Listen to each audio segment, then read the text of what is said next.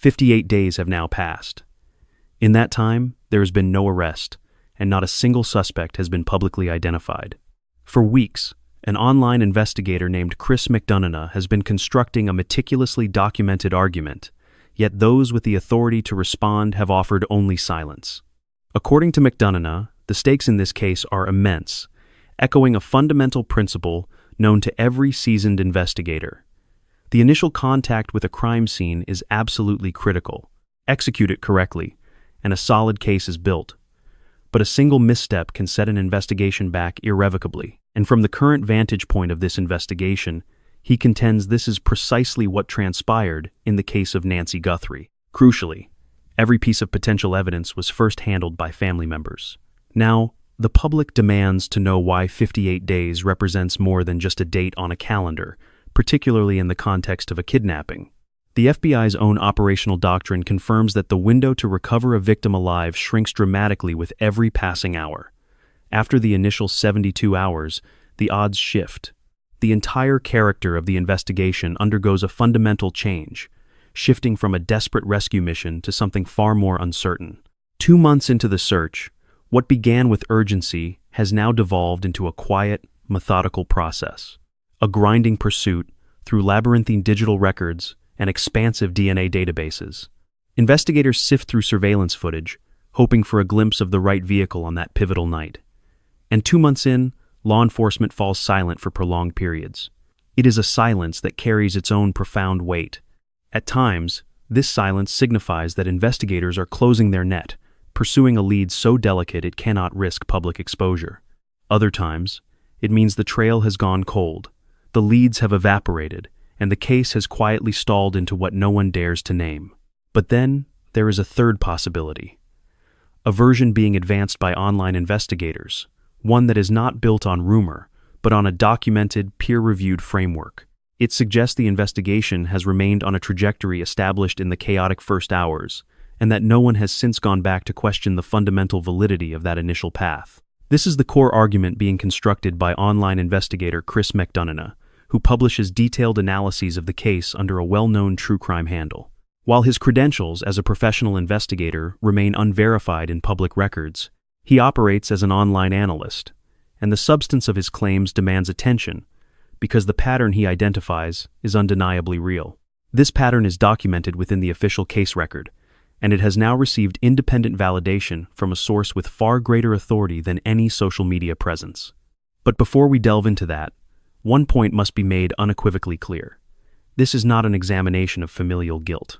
On February 16, 2026, Pima County Sheriff Chris Nanos released an official public statement that exonerated the entire Guthrie family, including all siblings and their spouses, as potential suspects. His declaration was unambiguous. He stated, "The family has been nothing but cooperative and gracious, and they are victims in this case." To suggest otherwise is not only wrong, it is cruel. Furthermore, he confirmed that DNA evidence recovered from within Nancy's residence did not match her own, nor, in his words, anyone in close contact to her. The family is innocent. That matter is considered closed. But what remains unsettled, what has not been publicly addressed in 58 days, is the critical question of procedure. And in an investigation that has yielded no arrests, procedure is the only question that truly matters. Let us return to the evening of January 31st, 2026.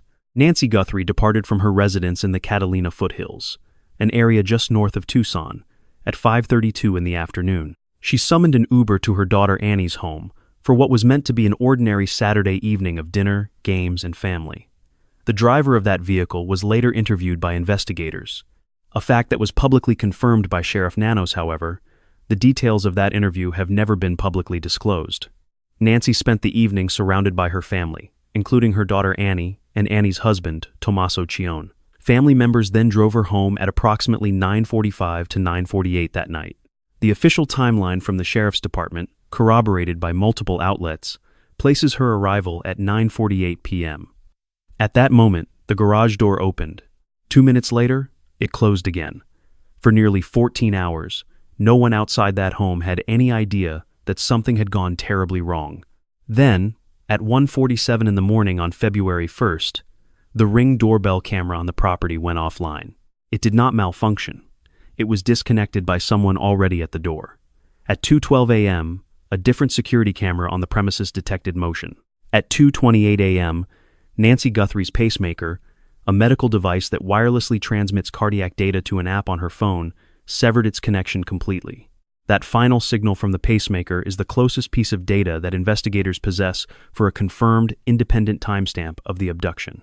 This was an 84-year-old woman with severe mobility issues, a woman who depended on daily heart medication, and whose back pain was so debilitating that while a good day meant a walk to her mailbox, most days even that was impossible. And just like that, she was untraceable. Her phone remained inside the house. Her purse was left behind. Her essential medication sat untouched on the counter.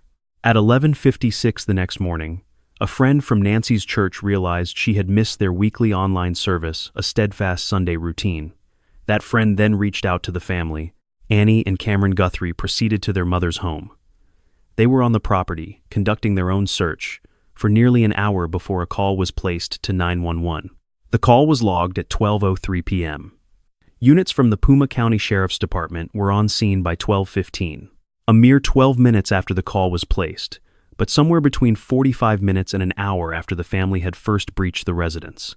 This window of time is the first critical question any serious investigator should have confronted, because in a criminal inquiry, the sanctity of a crime scene is never a mere technicality. It is the very bedrock of the investigation. Investigators are rigorously trained to approach any scene suggesting a violent crime with a singular understanding that everything, every object out of place, every single surface, every open door, and every smudged window could hold the key. They are conditioned to treat anyone who traversed that space before their arrival as an uncontrollable variable. A variable that is impossible to recover, and a contamination that can never be undone. The identity of those individuals is irrelevant. An investigator's certainty of their innocence means nothing. Procedure is procedure for one reason. Evidence is absolute. You either maintain its integrity or you fail to. In this investigation, law enforcement was not the first to make contact with the crime scene. The family was. When Annie and Cameron arrived that morning and sensed that something was deeply wrong, they were met with 3 facts that told them this was no medical crisis. The rear doors to Nancy's residence had been deliberately propped open. There was the presence of blood on the front doorstep, and the Ring camera had been violently torn from the wall. Savannah Guthrie disclosed these crucial details to the public for the very first time during her March 26, 2026 interview with today's Hoda Kotb, her first public statement since the ordeal began. She recounted the family's initial state of confusion. Their initial theory was that Nancy had suffered a medical event during the night, that paramedics had arrived and removed her on a stretcher through the back. They interpreted the scene through a lens of innocent possibility first, but then their eyes fell on the blood, and in that moment, they understood. Former FBI agent Jennifer Coffindaffer, in her analysis of the propped open back doors, theorized that they most likely pointed to perpetrators who made their entry through the rear of the home, leaving the doors ajar for strategic purposes, either to secure their own route of escape or to grant access to additional individuals. Based on the new information that the door was propped open, it seems highly improbable that this was Nancy's doing. Nancy was well aware of the local wildlife. It's precisely why she had a Nest camera. But could an intruder have propped it open for accomplices? Michael Alcazar, a retired NYPD detective, took the analysis a step further, suggesting the propped door was indicative of multiple perpetrators, as opposed to a lone actor operating in isolation. These expert theories are constructed exclusively upon Savannah's public account of what her family encountered upon their arrival. That is because it is the sole narrative of how those doors appeared that morning. The family relayed their description to law enforcement after deputies were on scene. Law enforcement officials did not witness the scene in its initial state. This establishes a pattern. Every fundamental observation from that crime scene in the first critical hours was filtered through the narrative of the first people to arrive.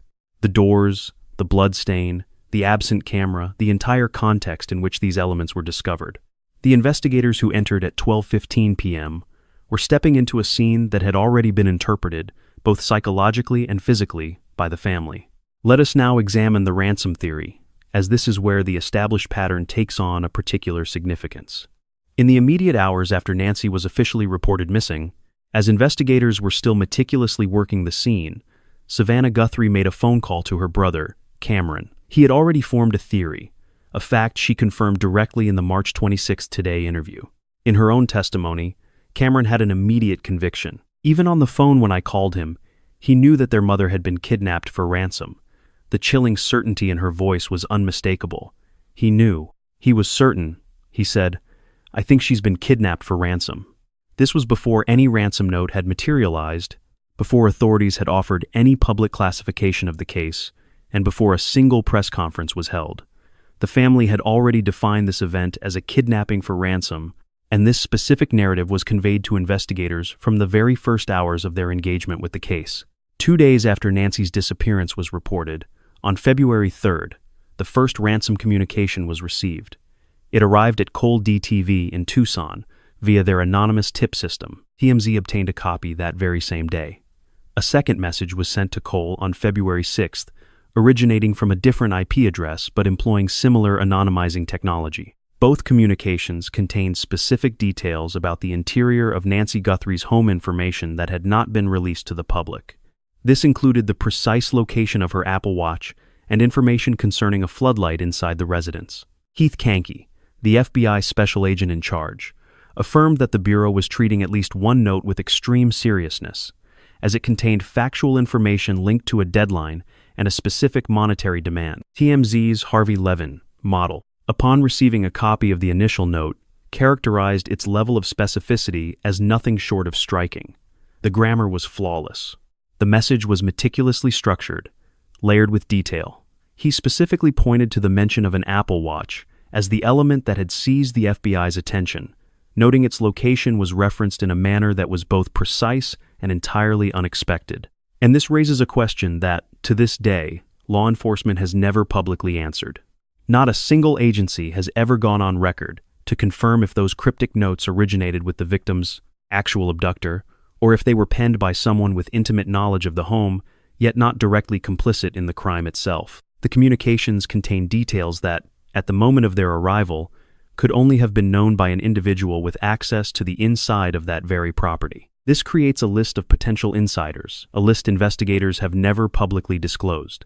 On February 7th, Savannah, alongside Annie and Cameron, appeared in an Instagram video, delivering a direct address to the person or persons holding their mother captive. "We have received your message, and we understand," Savannah stated. "We are pleading with you now to please return our mother to us. She is immensely valuable to us, and we are prepared to pay. We have received your message, and we understand. We implore you to bring our mother back to us, so we can be whole again. It is the only way our family can ever find peace. She means everything to us, and we will pay." With that plea, the family publicly legitimized the ransom narrative before any official confirmation from law enforcement.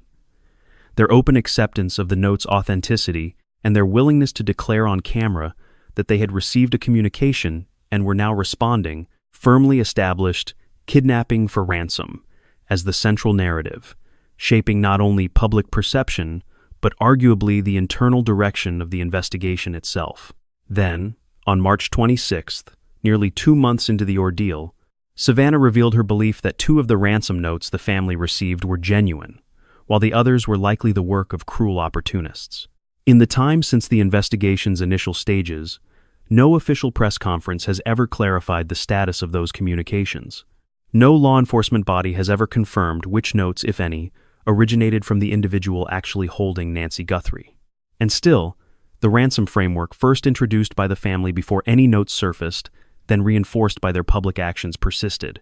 Their responses to those notes, later reaffirmed by Savannah in her first major interview, have kept this theory at the absolute center of both the investigation and the public's understanding. Former FBI Special Agent Harry Trumbutis remarked to Yahoo News that as more time elapses, the ransom hypothesis appears increasingly improbable.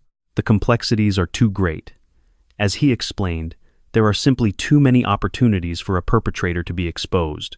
Several former FBI agents have pointed to the utter lack of direct communication from the alleged kidnapper as deeply problematic. There was no confirmed channel, no proof of life demands sent to media outlets. Instead of the family details they describe as highly irregular for a legitimate ransom scenario. They have noted that conventional kidnappings for ransom almost always involve immediate and unambiguous demands for payment. The profound ambiguity surrounding this case is not a typical characteristic of such crimes. It is a stark anomaly. Nevertheless, the ransom theory endures, partly because the family was the first to voice it and has consistently affirmed it in public.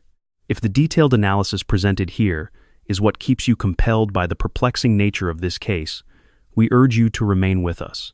What we are building toward is a revelation that has, at long last, been officially confirmed, not by internet sleuths, but by a man who once commanded the Pima County Sheriff's Department.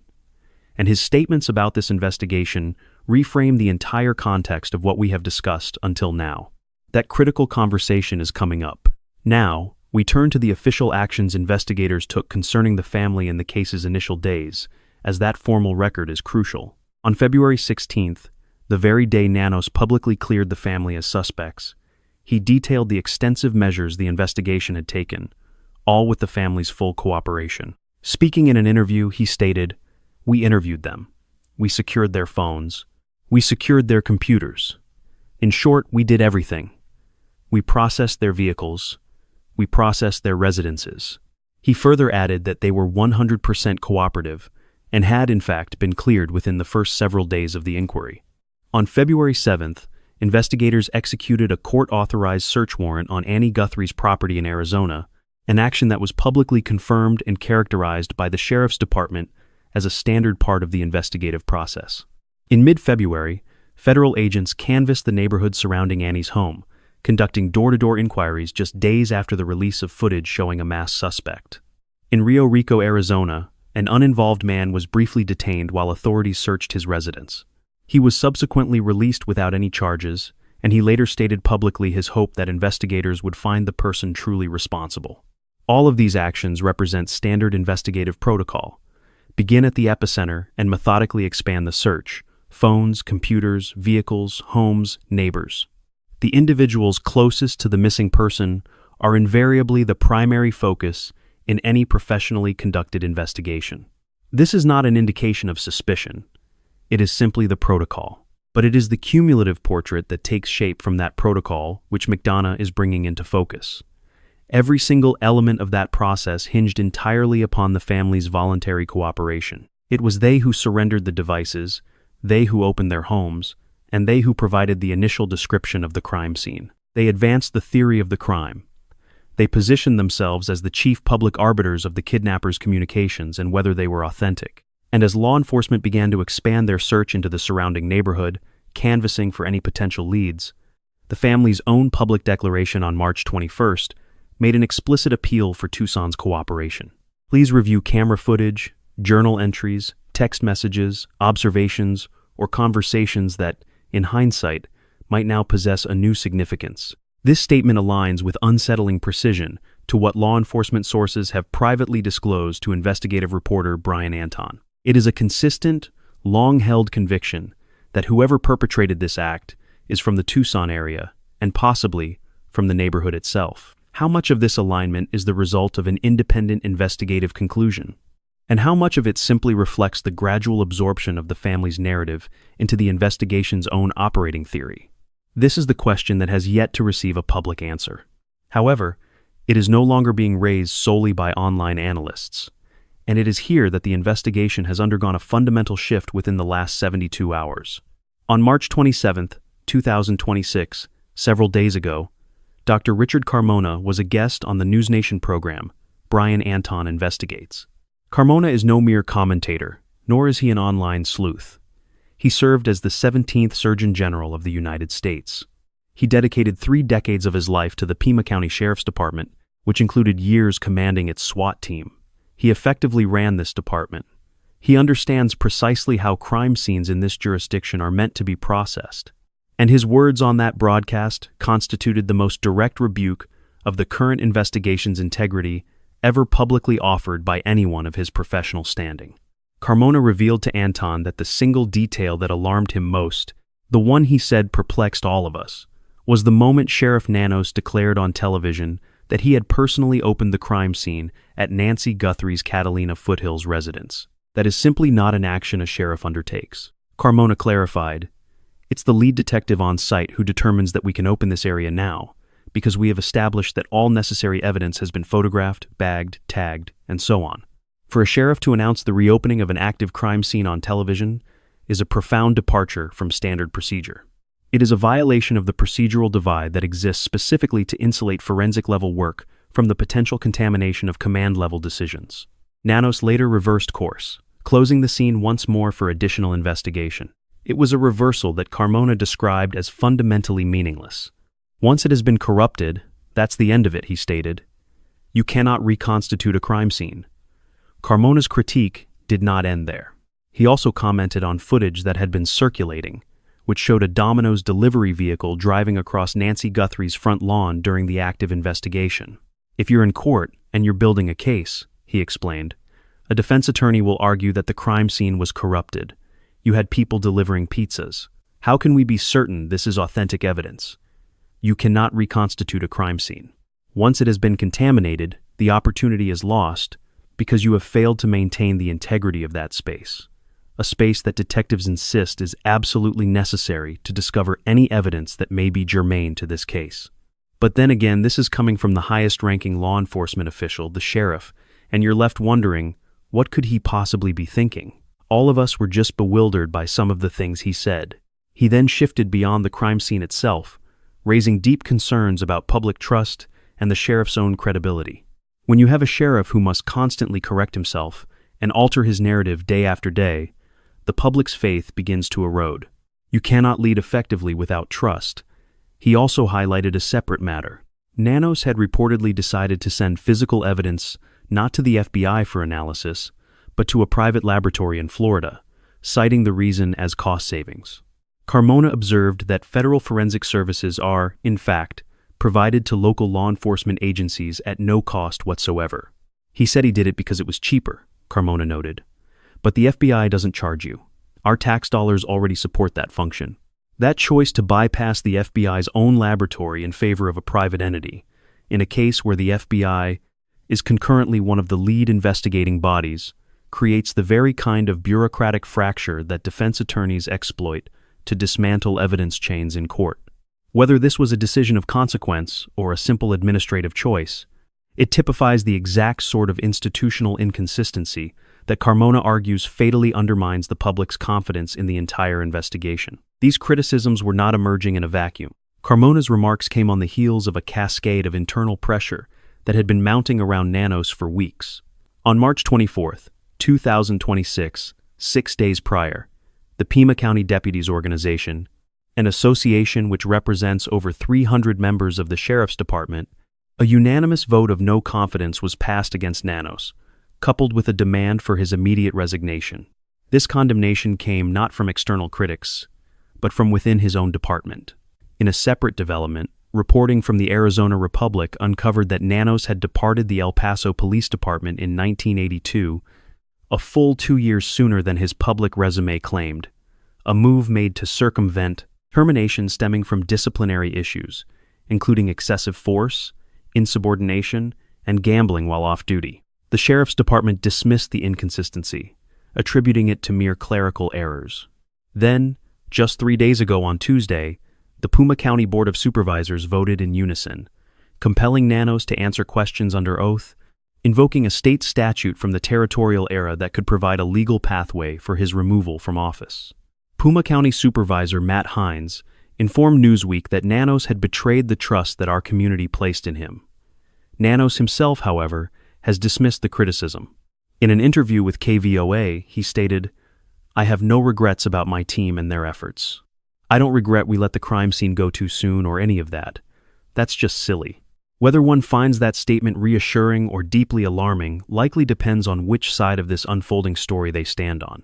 But it is significant that a sitting sheriff is simultaneously contending with a vote of no confidence from his own deputies, a board-compelled deposition, and a public rebuke from a former United States Surgeon General who once ran the very same department. This is hardly a standard investigative environment. This is an investigation proceeding under the weight of severe institutional fragmentation, and those conditions inevitably cast a shadow on the evidence itself. Let us now examine what the independent forensic record actually reveals the evidence that exists outside the family's narrative. The FBI, in partnership with Google, retrieved footage from the Ring doorbell camera at NY's residence. That camera had been physically compromised. The unit was torn from the wall, but the data it recorded had been saved to the cloud, accessible through Google servers. The footage reveals an unknown individual at NY's front door, a man concealed by a black ski mask. He moves toward the door, covering the camera lens with his gloved hand, then collects nearby shrubbery and positions it before the lens to more thoroughly obstruct the view. He is carrying a black, 25-liter Ozark Trail hiking pack, a backpack that, at that point in the investigation, was sold exclusively at Walmart. Though Nanos later conceded in a March 2nd interview with NBC that the backpack may not have been acquired directly from Walmart, saying, "Who's to say I didn't buy it and put it on eBay?" That's what we're looking at. He is equipped with gloves, a ski mask, and a firearm carried in an unconventional center-waist holster, a position that analysts have marked as a distinguishing characteristic. The FBI's forensic analysis estimates his height between 5'9" and 5'10" tall, with an average build. A second image exists among the files released by the FBI, one in which both the backpack and the firearm are conspicuously absent. Investigators have confirmed this image was likely taken on a different day, suggesting the suspect approached NY's front door more than once prior to the night of her disappearance. Kurt Dabb, a former Puma County homicide detective, remarked to Parade that the degree of operational planning evident from the footage, a full backpack, an armed approach, prior surveillance visits was a strong indicator of advanced reconnaissance. "Burglars don't go to burglarize a house with a full backpack," he stated. This was a kidnapping. Law enforcement sources have also confirmed to CNN a belief that the suspect may have been monitoring the property as early as January 11th, prompting investigators to specifically request that neighbors check security footage from that date, along with January 31st and the pre-dawn hours of February 1st. Additional surveillance cameras on NY's property, one of which was focused on the back of the house, and another covering the driveway and front garage, were also retrieved and reviewed by authorities. Those cameras, as reported by CBS News, had recorded weeks of footage leading up to the kidnapping. The recordings showed family members, landscapers, and pool workers, yet nothing was deemed suspicious. The masked figure from the doorbell camera appeared on none of it. Investigators are operating in a paradoxical environment. They possess exhaustive records of everyone with access to the property, but as of this recording, it has not produced a single arrest. The DNA evidence is where the case currently stands at a curious crossroads. Early on in the investigation, a black glove discovered roughly 2 miles from NY's home became a central piece of the inquiry. It appeared visually consistent with the gloves worn by the suspect in the doorbell footage, and it contained the DNA of an unknown male. That DNA was submitted to CODIS, the FBI's national database, which contains profiles from over 19 million known offenders, and it returned no match. Investigators then pivoted to the process of genetic genealogy analysis, the same technique that identified the Golden State Killer decades after his crimes were committed. But as of the most recently confirmed reports, the Pima County Sheriff's Department revealed that the DNA from the glove traced not to a viable suspect, but to a local restaurant worker who was definitively cleared of any involvement in the case. That particular lead was a dead end, but what remains active is the DNA that was recovered from inside Nancy's home, a complex, mixed profile that belongs neither to her nor to anyone in her immediate circle. Sheriff Nanos, in early March, depicted it as a challenging sample, potentially holding genetic material from several different individuals. This very complexity makes the task of isolating a clean, usable profile for a single person exponentially more difficult. Authorities confirmed they had submitted a portion of the DNA to the national database, a search which yielded no results. Nanos characterized it as a viable lead that would simply demand more time. And that is where the matter rests. Nancy's pacemaker ceased function at 2:28 a.m. on the 1st of February. That specific timestamp, generated by a medical device independent of any fallible human account, remains the most forensically pure data point in this investigation. It informs investigators of the likely moment she was moved, and it anchors the entire timeline of the abduction. A vehicle was recorded on Ring camera footage approximately 2.5 miles from Nancy's residence at 2:36 a.m. on that same morning. To this day, investigators have not been able to identify that vehicle, a point Nanos confirmed to NBC in March. We're looking at it just like hundreds of thousands of other vehicles that were out driving at that time of day. After 58 days of intensive investigation, this is the complete picture of what has been produced. A clear suspect on camera who remains unidentified. DNA from inside the home that has yielded no name. A promising lead from a glove that ultimately closed without resolution.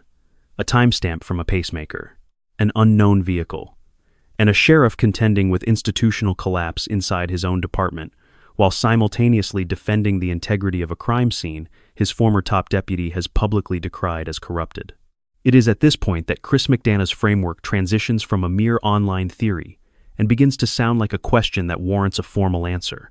McDonough's central argument, which he has articulated across a series of detailed posts, is that law enforcement has been in the grip of what he identifies as cognitive dissonance.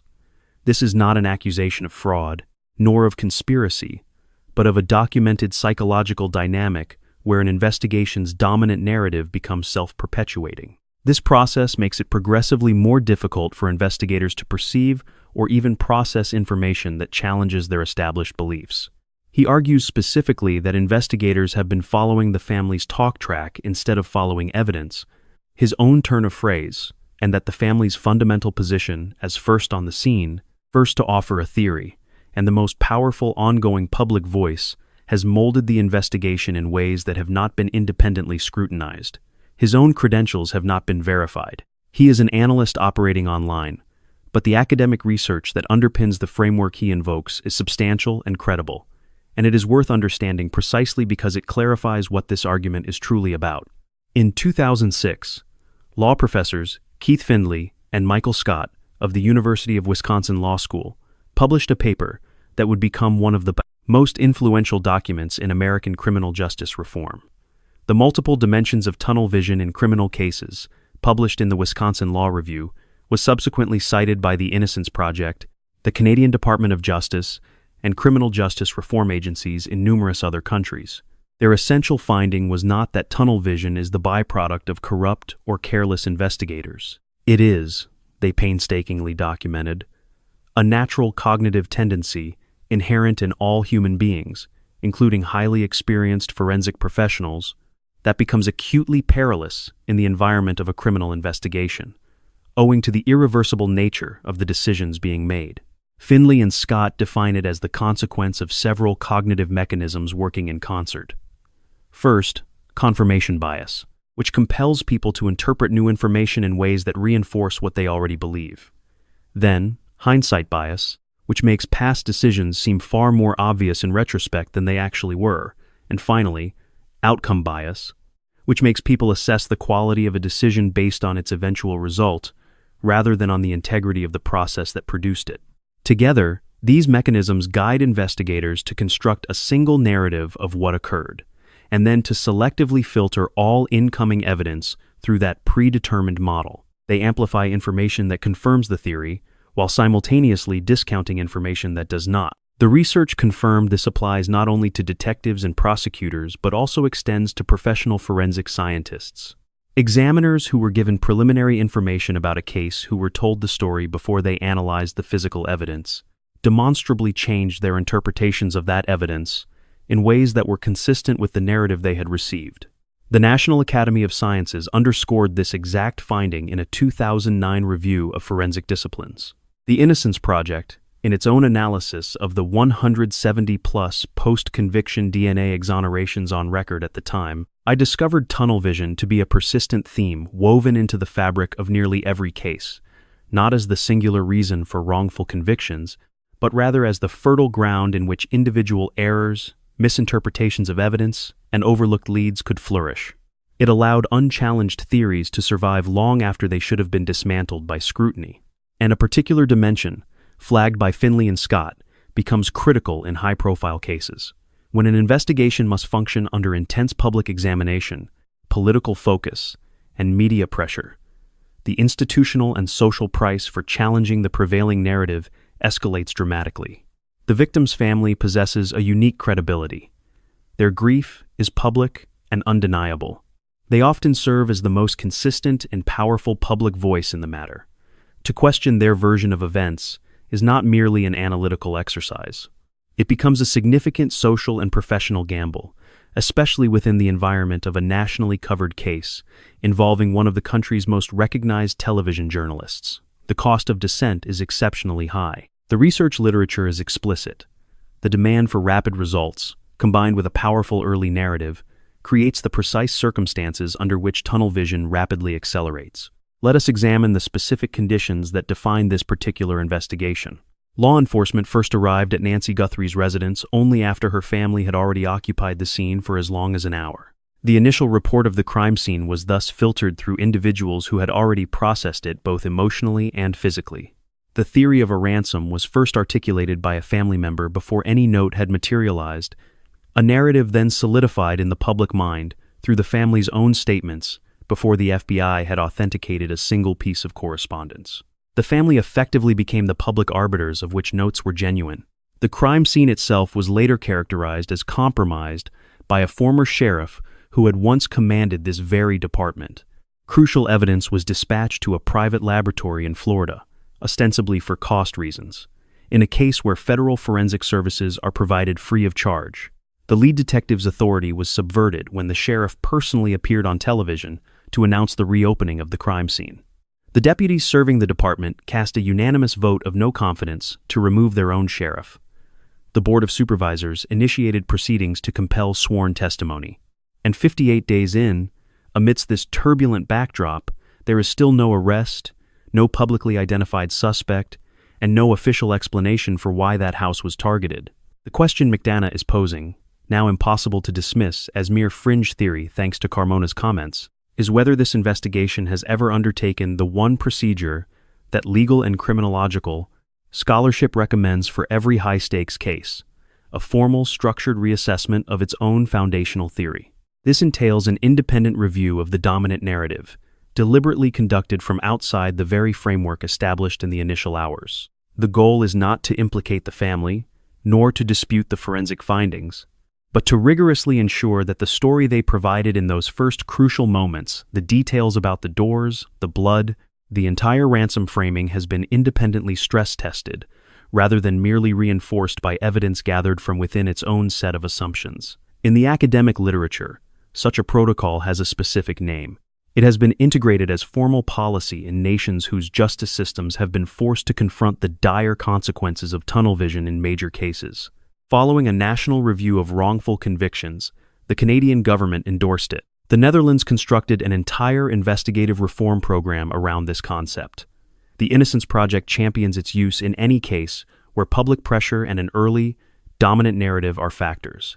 The pivotal question of whether this procedure has been applied here, whether any expert outside the core investigative team has been tasked to interrogate the case's framework instead of simply building upon it, remains unanswered. What has been stated publicly is the following. Nanos conveyed to NBC Nightly News in March 2026 that investigators think they understand why the home was selected, that the assault was targeted, but that he could not state this with 100% certainty. He did not dismiss the possibility that the perpetrator might strike again.